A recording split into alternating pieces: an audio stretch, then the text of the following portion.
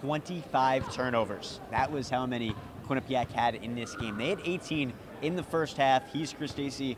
I'm Bryan Schwartz, and this is the Rebound on Q30 Sports after Quinnipiac falls to Manhattan today, 65-63. Chris, it was ugly early on.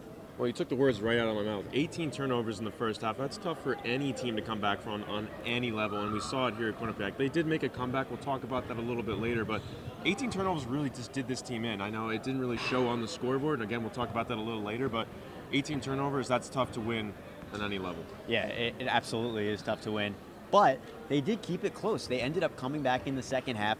Quinnipiac ultimately tied the game with 11 seconds to go on a three-pointer by Aaron Falzone, but they weren't able to close it down.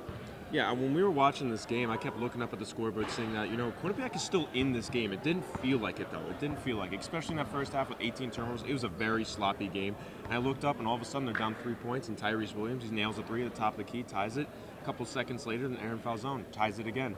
They had their opportunity, but at the end of the day, it's turnovers that did this team in. Yeah, well, now it's a 3-game losing streak, and we look forward to next weekend where they have St. Peter's and Ryder, two teams they've split with already this season.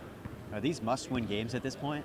I mean, we love to throw that around in this business. It is must-win. I mean, for Quinnipiac, yeah, it is must-win. I'll say it, all right? I'll say it. He's got it. It's on record. If they want a top 5 seed in the conference tournament in the MAC, and when it comes to playoff time, they have to win these 2 games. Obviously, they lost to St. Peter's already, and they beat Ryder. So these are 2 very important games. It's not going to be easy games, and no road games in this league are easy. Even Tyrese Williams said after the game, this league is hard, and it shows on this court after these last 2 games. I mean, Iona was a last-place team, and they came in here and handled business easily. So yes, these are must-win games for Quinnipiac. Well, you never know what'll happen. It'll be interesting for sure next weekend down in New Jersey. He's Chris Dacey. I'm Bryan Schwartz. We're at the People's United Center, Q30 Sports.